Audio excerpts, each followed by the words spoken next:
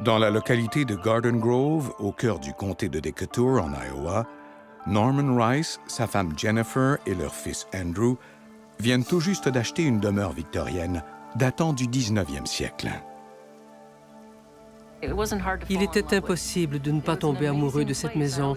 Elle était incroyable. Je disais toujours qu'elle serait à moi un jour, que je l'achèterais. Je rêvais de l'habiter. Elle représentait tout ce que je désirais.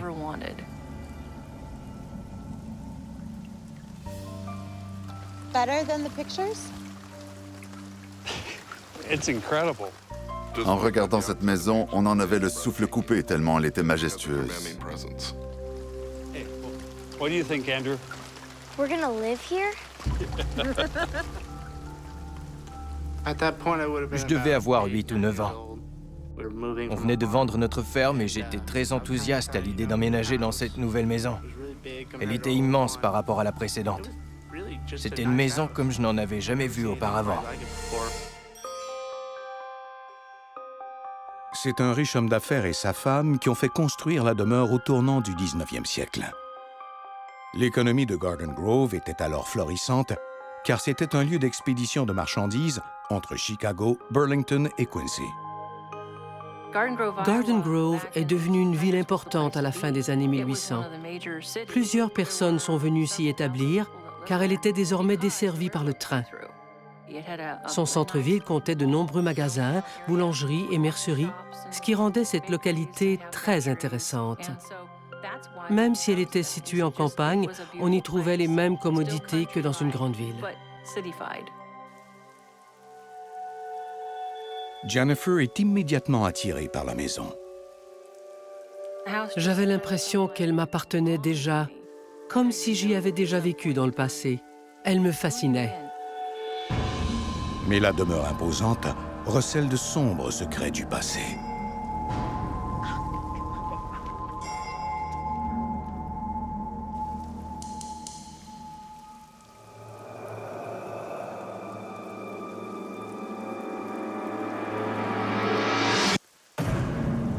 Come on!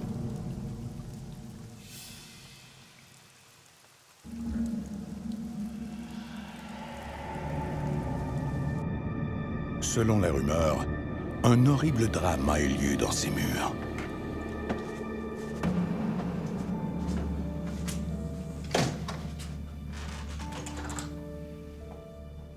Isn't it grand? I mean, look at all the details. Look at this staircase. Avant même d'emménager dans cette maison, je savais qu'elle nous coûterait cher. It's incredible, but don't get too crazy. Norm, it's gotta be done right. J'avais prévu de vendre des actions de ma compagnie pour financer la rénovation de la maison. On s'attendait à consacrer une grosse somme là-dessus. I feel like I'm the one who was meant to restore it to its former glory. Now, honey, I trust you. This is your passion. Pretty reasonable.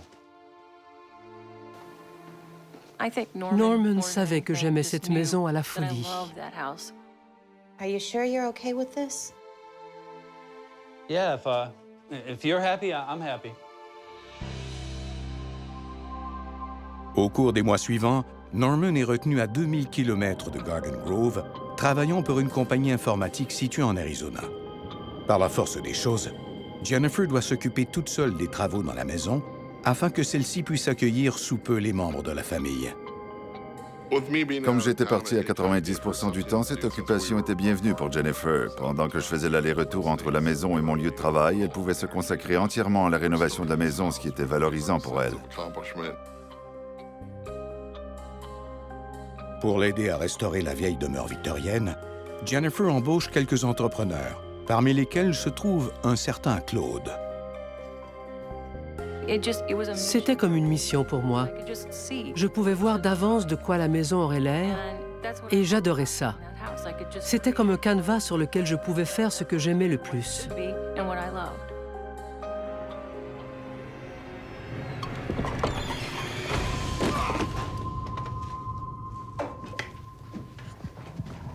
Claude était en train d'accrocher un lustre quand son escabeau s'est mis à trembler très fort et il était persuadé que c'était dû à une force invisible. Il était visiblement terrifié. Wait, what happened? I don't know. I was pushed.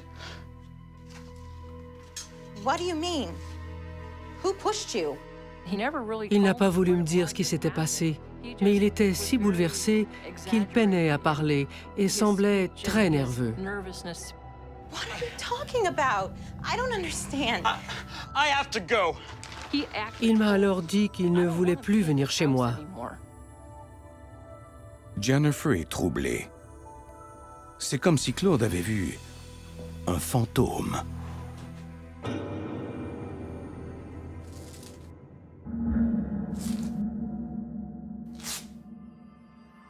I told my wife I was going to be working in this house. Uh-huh. You know what she said? You know what? Stay out of the basement. What? Why? You know about the basement, right? No. That's where he buried her. Who? The servant. The woman he was having an affair with. She was pregnant, and he didn't want nobody to know. Then they had an argument. Then she fell down the stairs. He didn't want a scandal, so he buried her down there. À cause de l'état de délabrement de la maison et du fait qu'elle avait été inhabitée pendant longtemps, elle faisait l'objet de toutes sortes de rumeurs, notamment que son premier propriétaire avait enterré une servante dans le sous-sol. N'ayant pas oublié l'homme qu'il a aperçu à la fenêtre de la maison, Andrew ne peut résister à l'envie de descendre au sous-sol peu après avoir entendu la rumeur à propos de la servante. Je trouvais incroyable que ces gens sachent autant sur ma maison alors que je venais tout juste d'y emménager. Mais ça me fascinait en même temps.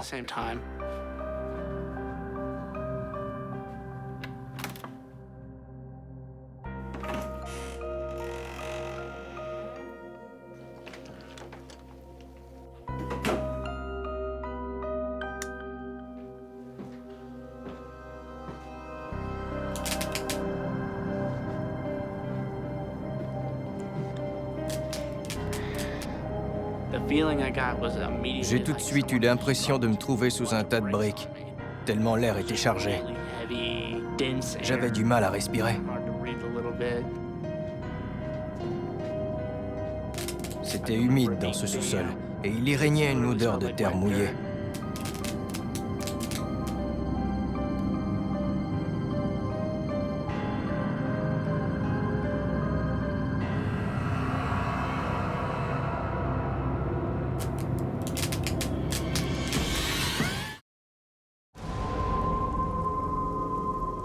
En 2001, Jennifer et Norman Rice, ainsi que leur jeune fils Andrew, s'installent dans la ville de Garden Grove, en Iowa, pour y rénover leur nouvelle maison.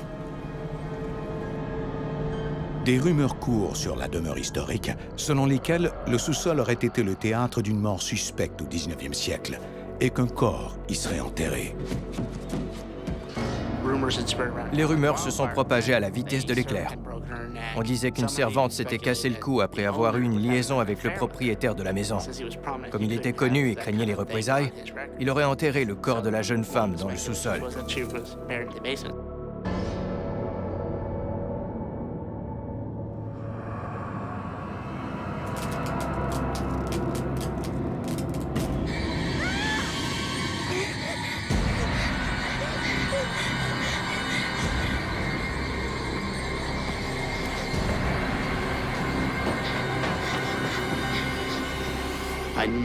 Je n'ai plus jamais remis les pieds dans ce sous-sol. J'avais eu l'impression qu'un squelette m'avait saisi par la cheville. Mais c'était peut-être parce que j'avais vu trop de films d'horreur.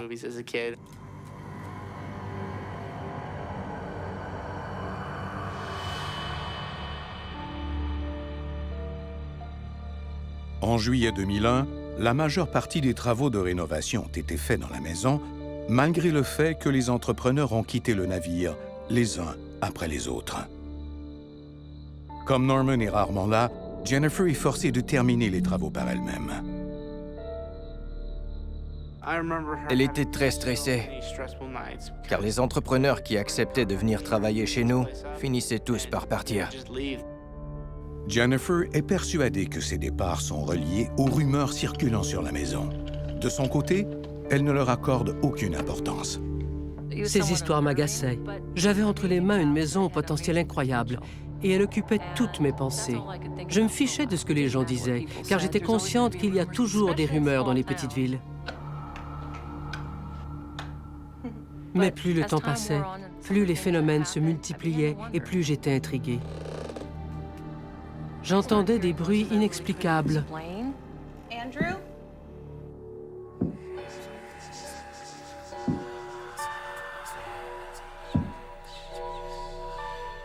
Surtout tard le soir, mais j'essayais de ne pas trop y penser. Je mettais sur le compte de ma fatigue le fait que je sois si impressionnable.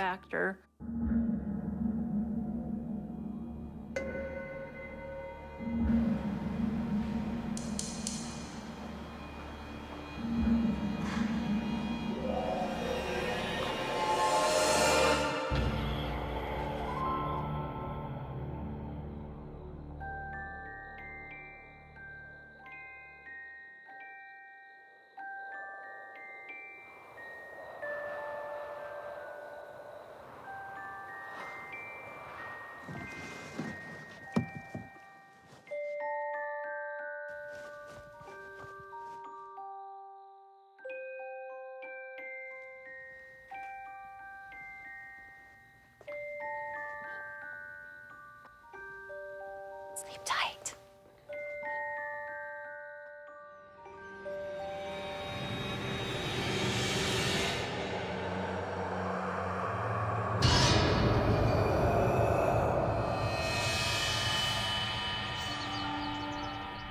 L'été 2001 tire maintenant à sa fin. Norman travaille toujours en Arizona, alors que Jennifer et Andrew s'ajustent peu à peu à leur nouvel environnement à Garden Grove. Un soir, Andrew invite son ami Cody à venir coucher à la maison. Ah, yes! Lightsaber.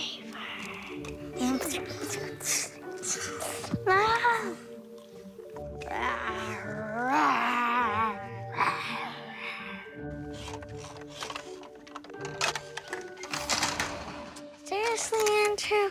Why'd you push my truck out? Sorry.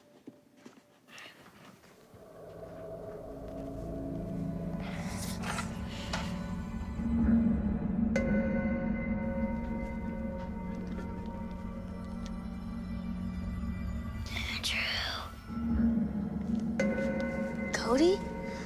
En regardant Cody, j'ai vu qu'il pointait le haut de l'escalier du doigt.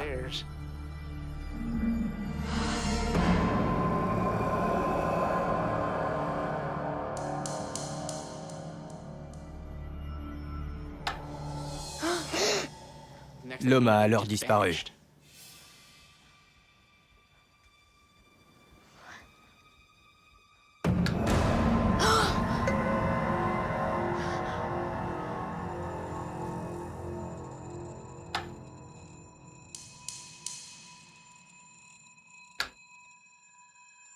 Where is he?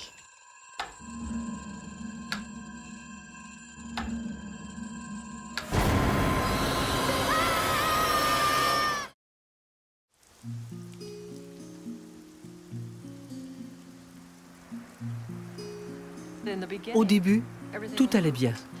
Home sweet home. On passait le plus clair de notre temps à rénover la maison.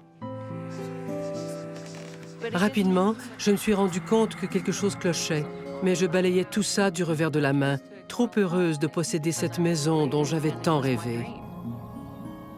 À la fin de l'été 2001, Jennifer Rice a enfin terminé la rénovation de sa demeure victorienne.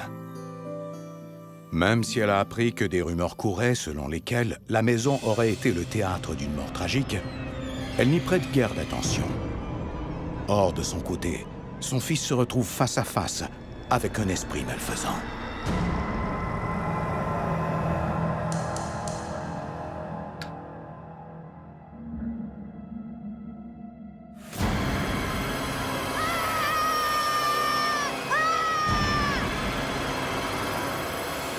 Après cet épisode, Cody n'a plus jamais dormi à la maison. En fait, il ne m'a plus jamais parlé. Même si cette rencontre a terrifié le petit Andrew, il n'en souffle mot à sa mère. Je ne voulais pas qu'elle s'inquiète. J'ai décidé de ne pas en parler car j'avais peur de sa réaction.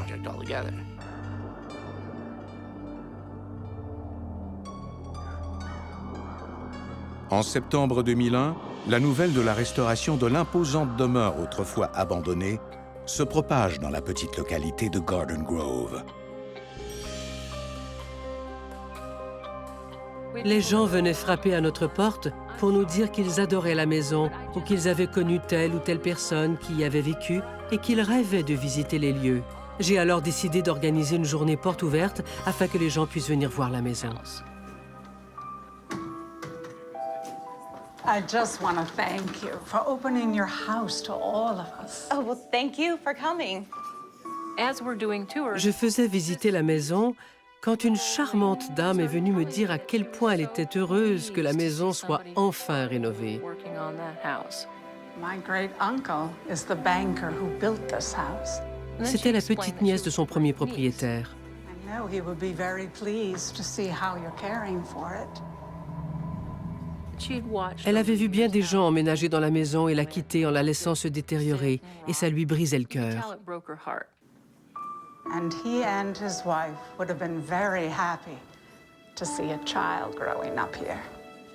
Oh, that's my son, Andrew. Please come in. I have something for you.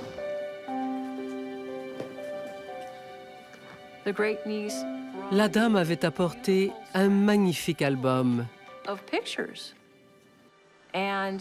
Il contenait de superbes et grandes photos des premiers propriétaires de la maison. Jennifer est troublée par le visage du mari. Même si c'était une photo en noir et blanc qui était toute jaunie, on pouvait voir que l'homme avait les yeux très clairs. On ne distinguait même pas ses pupilles. Les rumeurs entourant le banquier et la demeure victorienne reviennent soudainement à la mémoire de Jennifer. Did you ever hear any of the rumors about this house? That's what they are. Rumors. Don't believe everything you hear. Of course not.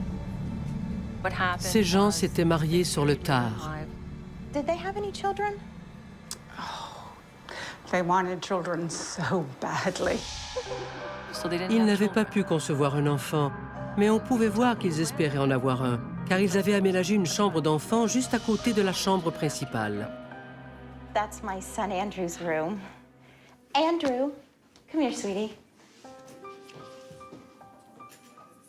This nice lady was just telling me that her great uncle is the one who built our house. Very pleased to meet you, Andrew. You too. Look at what she brought us.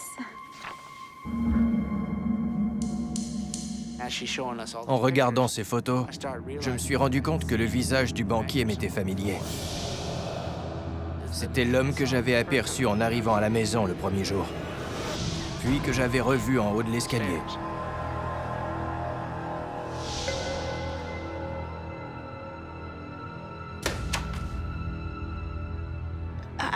I need to go help Dad.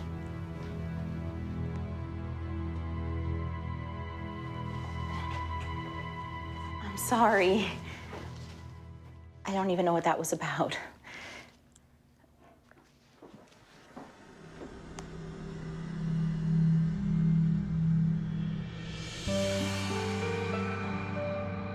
Même si Andrew est apeuré et confus, il refuse de parler de ses expériences.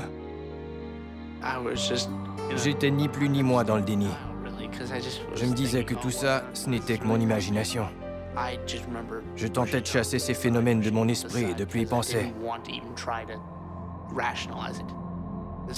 Et puis, en parler n'aurait rien donné, car ce n'était pas quelque chose que l'on pouvait régler. Je croyais que je ferais mieux de garder tout ça pour moi.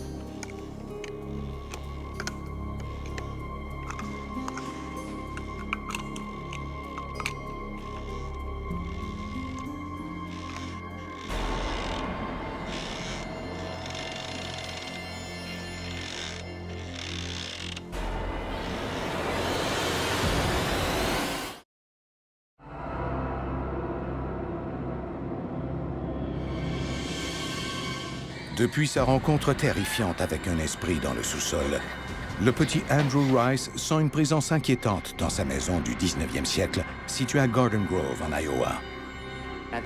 J'avais si peur que j'allais constamment chez des amis, ou j'allais jouer au parc. Tous les prétextes étaient bons pour éviter de me retrouver dans cette maison. Après avoir vu des photos du premier propriétaire de la maison, un riche banquier, Andrew est convaincu que c'est son fantôme qui hante la maison.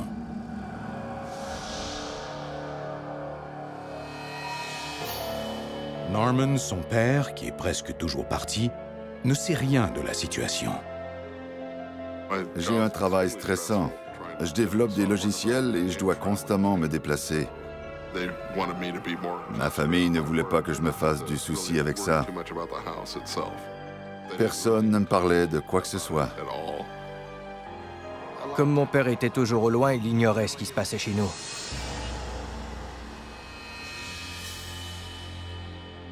Une nuit, Andrew aperçoit une autre visiteuse.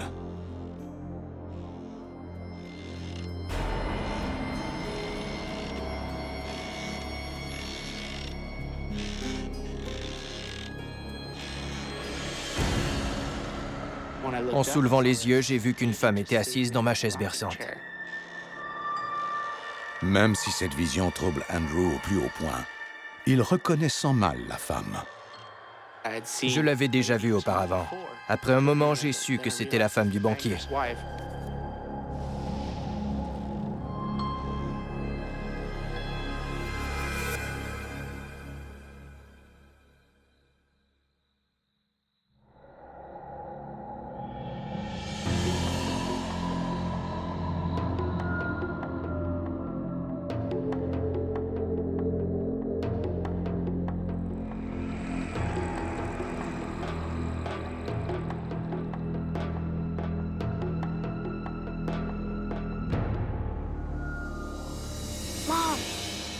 Mom, I saw her.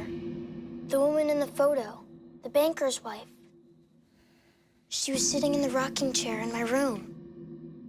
Andrew m'a dit, très ébranlé, qu'il avait vu un fantôme.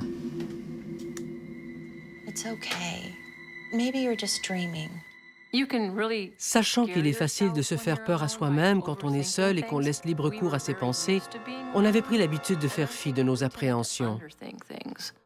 No, I'm serious. She looked exactly like the photo. It was her. And that's not all. I've seen the banker, too.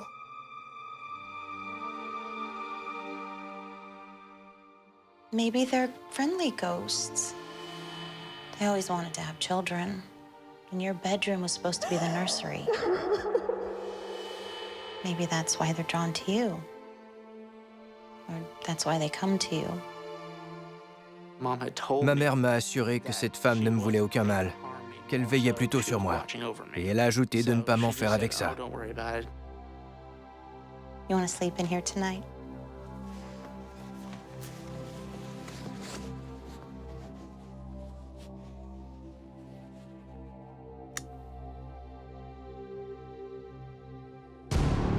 Même si les révélations d'Andrew sont troublantes, Jennifer n'est pas encore convaincue que la maison est hantée. Je refusais de croire en ces phénomènes. Je suis une personne rationnelle. Et si je n'ai pas moi-même été témoin d'un phénomène anormal, je n'y crois pas.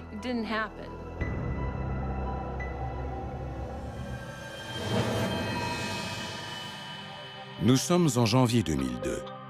Andrew et sa mère habitent maintenant la maison depuis 7 mois. Cet hiver-là, Norman rentre pour un certain temps. Mais personne ne lui parle des fantômes qu'Andrew a vus. I'm so glad you're home. Ce sujet ne venait jamais sur le tapis. Je n'avais pas envie de dire tout bonnement à Norman que notre maison était hantée. Mais un soir, une entité maléfique se manifeste brutalement.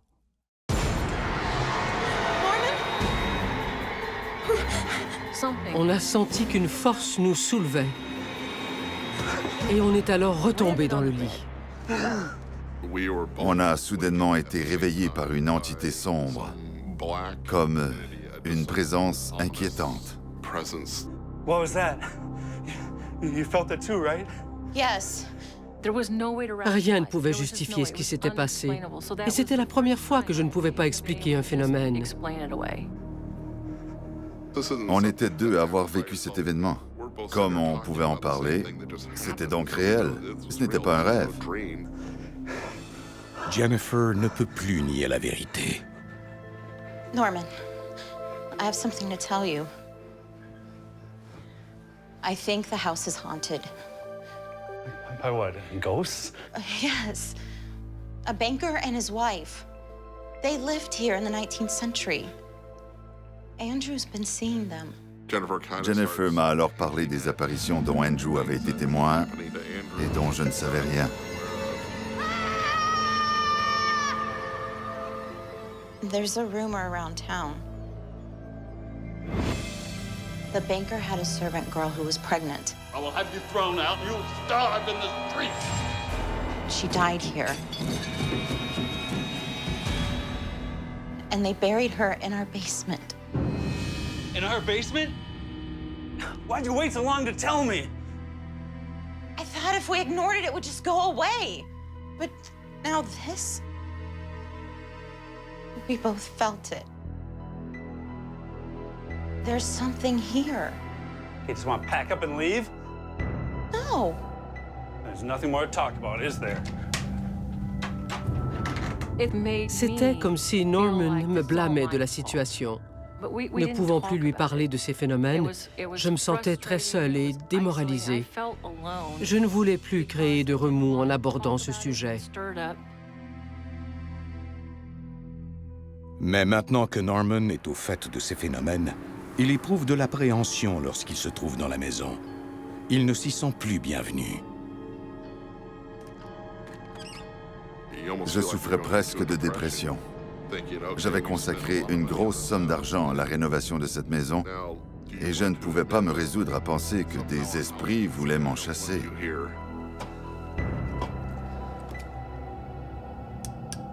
Bien que Norman ne croit pas vraiment à l'existence des fantômes, il ne peut ignorer le fait qu'il ne se sent pas seul.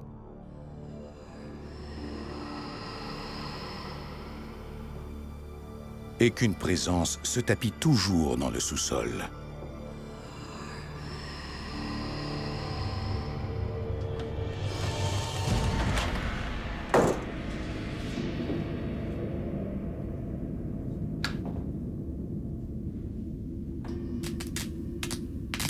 Notre sous-sol avait un aspect très inquiétant. La première fois que j'y suis descendu, j'ai eu la chair de poule.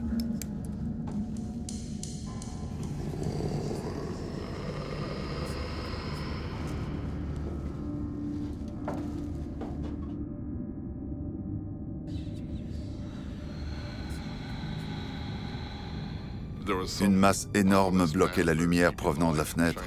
C'était comme si elle l'aspirait. Il faisait complètement noir. C'est ce jour-là que j'ai eu le plus peur dans cette maison.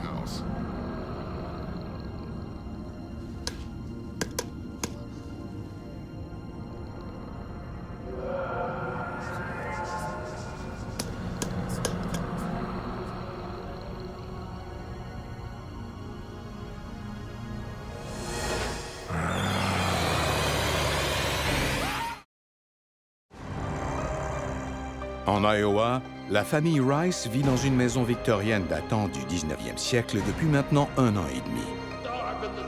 Mais les lieux recèlent de sombres secrets du passé. La présence des Rice dans la demeure jadis abandonnée semble avoir provoqué la colère des fantômes qui la hantent. Mais au cours de cet automne, une entité maléfique surgit du tréfonds de la maison et terrifie Norman dans le sous-sol.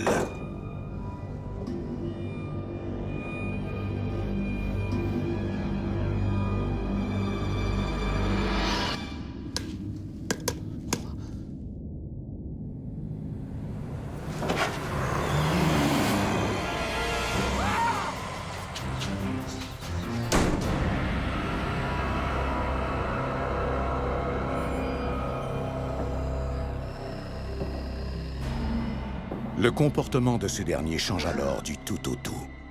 C'est comme si l'esprit malfaisant avait pris possession de son corps et de son âme. Quand je restais longtemps dans cette maison, je devenais très agressif. Je m'emportais à la moindre raison. J'ignore si c'était l'entité maléfique qui me rendait ainsi ou si c'était seulement moi. Plus Norman devenait agressif, renfrogné et solitaire, et plus les phénomènes inexpliqués étaient nombreux et intenses.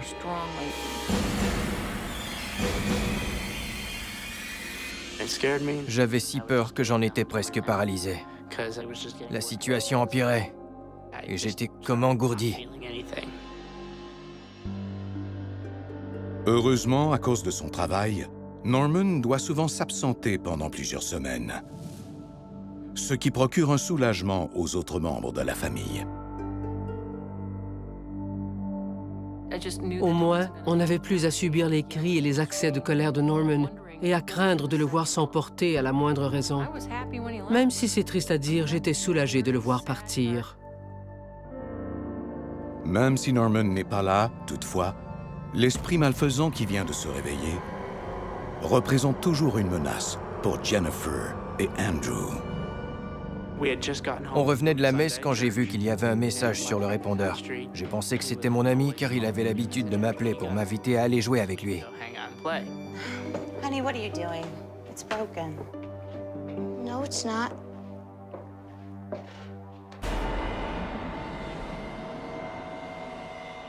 It's not even plugged in. La lumière clignotait comme si quelqu'un avait laissé un message. Pour une raison que j'ignore, j'ai alors appuyé sur la touche de lecture.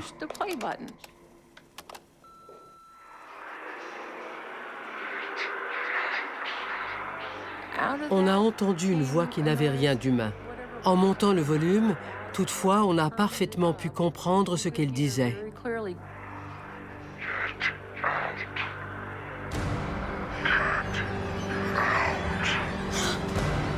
Cette entité voulait clairement nous chasser de la maison. J'en étais rendu au point où j'étais terrifiée.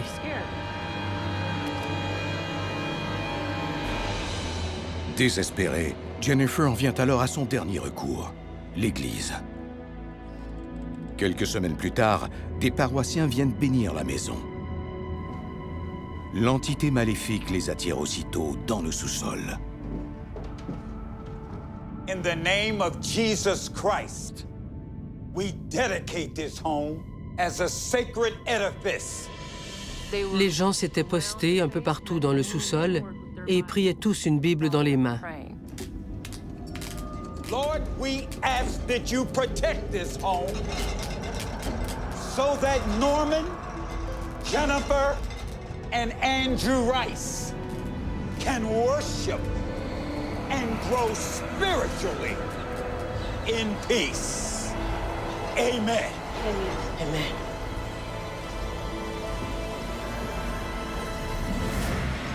Les paroissiens partent alors, sans dire le moindre mot. Cette expérience les avait visiblement ébranlés, mais ils refusaient d'en parler.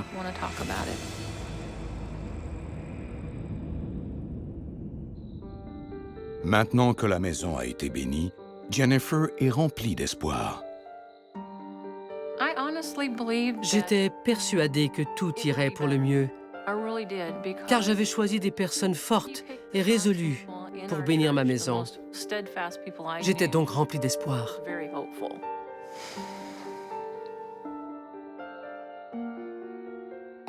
Je pensais bien que la situation s'améliorerait. Mais après ce que j'avais enduré depuis tous ces mois, j'avais de moins en moins d'attentes.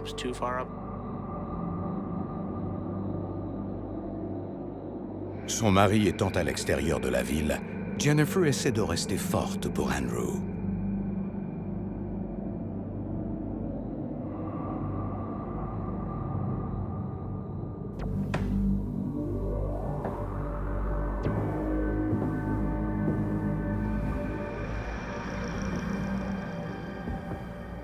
Norman? J'étais confuse, car je savais que Norman ne pouvait pas être là. Norman, is that you?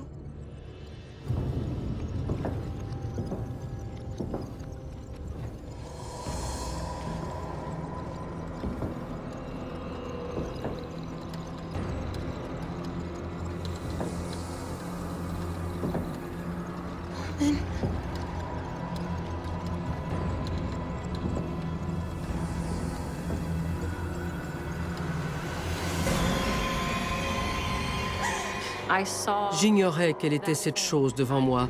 Elle m'a alors regardé. Je ne pouvais pas bouger, car elle me rattraperait à coup sûr.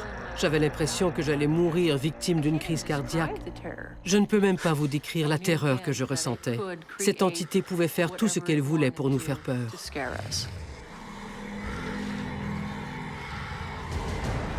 Malheureusement, ce règne de terreur ne fait que commencer. Bientôt, l'esprit s'attaque au membre le plus vulnérable de la famille.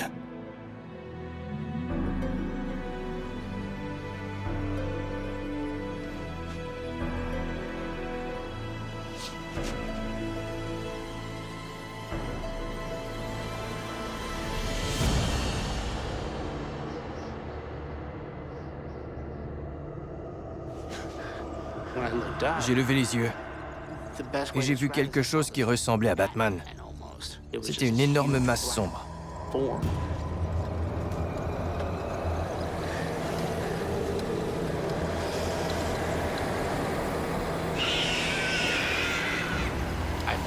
Je sentais sa présence tout autour de moi. Il était fort et je savais que si je me débattais, il m'en serrerait encore davantage.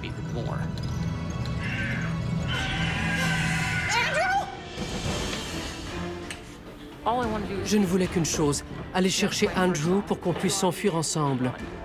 Je voulais quitter cette maison au plus vite.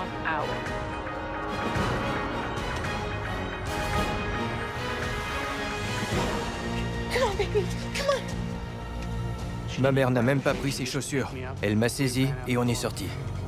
Come on, Andrew. Come on, sweetie.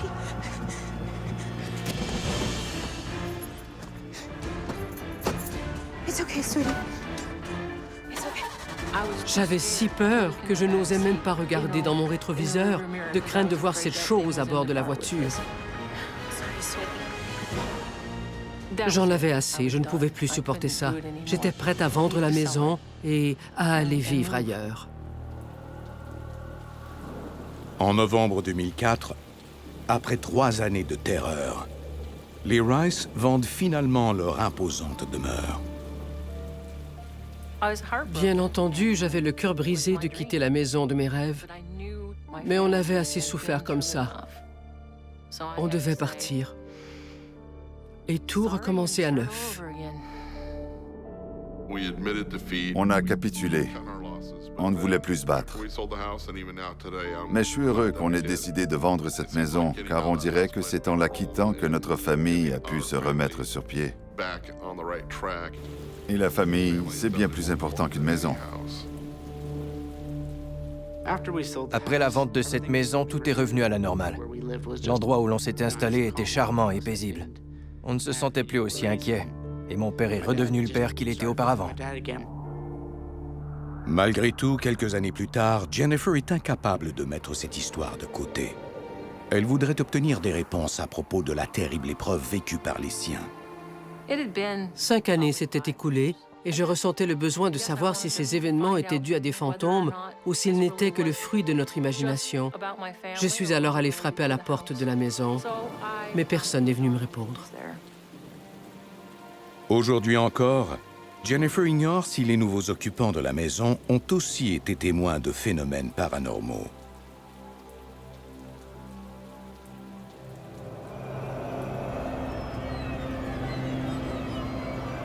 Les événements vécus par les Rice n'ont jamais pu être expliqués.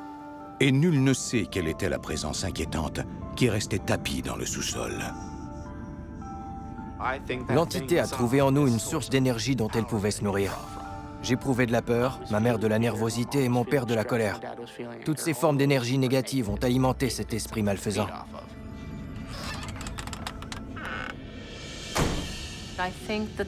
Plus on était troublé, plus cette entité était puissante.